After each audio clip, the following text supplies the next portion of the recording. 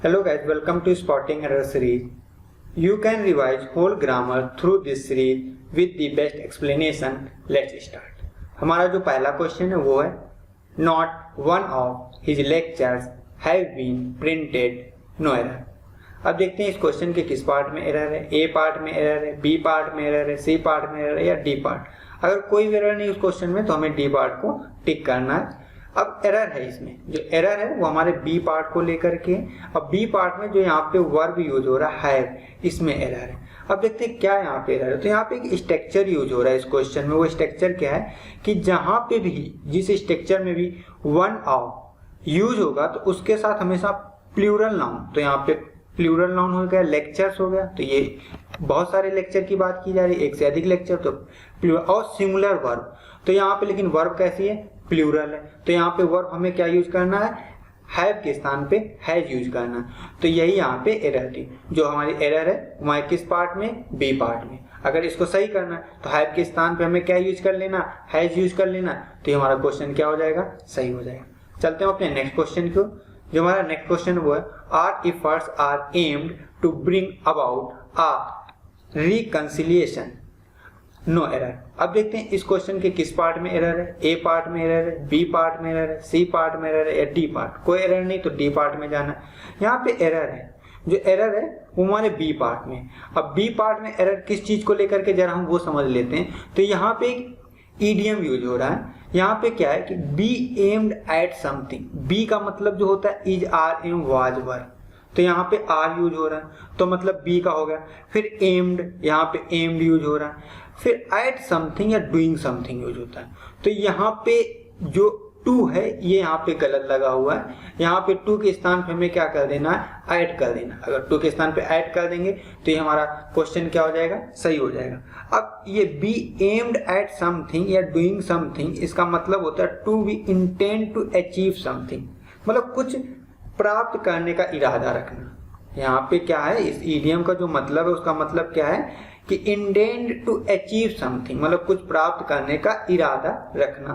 तो यहाँ पे इस क्वेश्चन में कहाँ पे एरर है, हमारे बी पार्ट में. और किस चीज को लेकर के एरर है, तो वो यहाँ पे एक स्ट्रक्चर बेस्ड एरर है जो कि एक ईडियम है. और ईडियम में यहाँ पे एट आना है तो आना है. तो यहाँ पे फिर टू के स्थान पे हमें क्या लगा देना है, एट लगा देना. चलते हैं अपने नेक्स्ट क्वेश्चन की ओर. जो हमारा नेक्स्ट क्वेश्चन है the two sisters shouted one at another in public. No error. अब देखते हैं इस क्वेश्चन के किस पार्ट में एरर है. ए पार्ट में एरर है, बी पार्ट में एरर है, सी पार्ट में एरर है या डी पार्ट. अगर कोई एरर नहीं तो हमें डी ऑप्शन को यहाँ पे टिक करना है. तो देखते हैं यहाँ पे एरर किस पार्ट में. यहाँ पे जो एरर है वो हमारे बी पार्ट को लेकर के. अब बी पार्ट में क्या एरर है पहले हम उसे जान लेते हैं.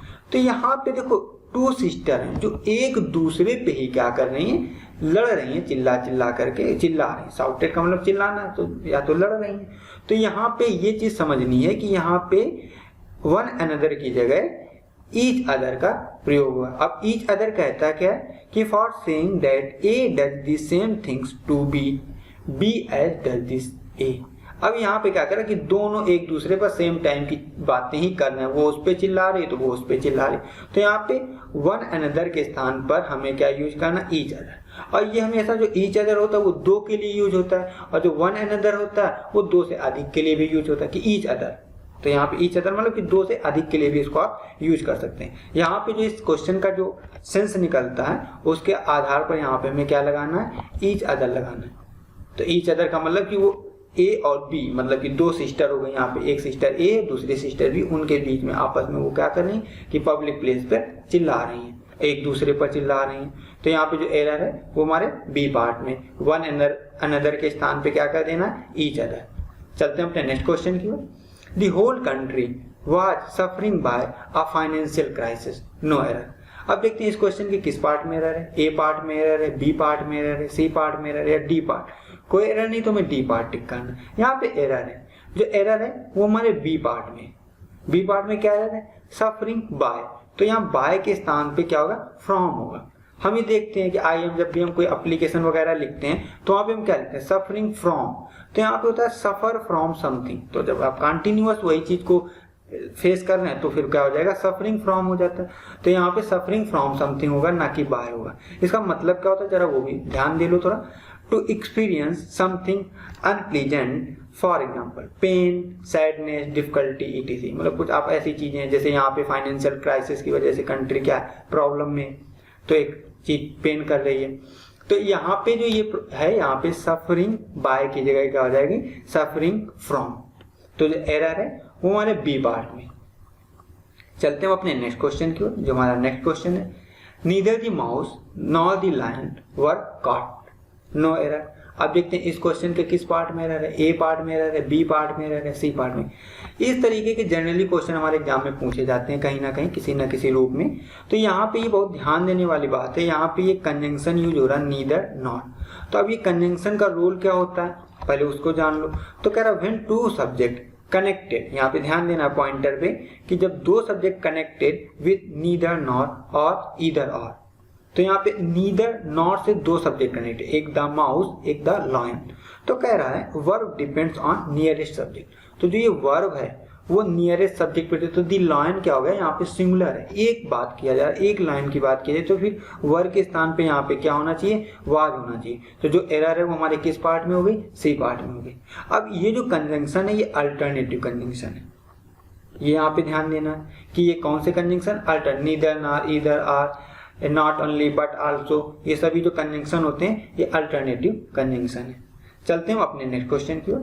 जो हमारा नेक्स्ट क्वेश्चन है, they were having a birthday party at home next week, no error. अब देखिए इस क्वेश्चन के किस पार्ट में एरर है, ए पार्ट में एरर है, बी पार्ट में एरर है, सी पार्ट में एरर है, या डी पार्ट, नो एरर। अगर कोई एरर नहीं तो मैं डी पार्ट टिक करना, पर इस क्वेश्चन में एरर है। जो एरर है वो हमारे किस पार्ट को लेकर के, ए पार्ट को लेकर के। अब क्या एरर है, जरा उस जानने से पहले हम यहाँ पे चाहते हैं नेक्स्ट वीक।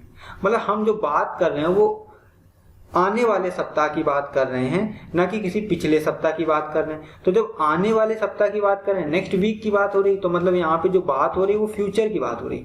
और यहाँ पे ये क्या कर रहा है, वर हैविंग, मतलब पास्ट की बात कर रहे हैं। तो यहाँ पे ये ध्यान देना है कि in this sentence next week denotes future tense. तो यहाँ पे नेक्स्ट वीक क्या कर रहा है, फ्यूचर टेंस को डिनोट कर रहा है। तो यहाँ पे वर, दे वर हैविंग की जगह हो जाएगा दे विल सेलिब्रेट।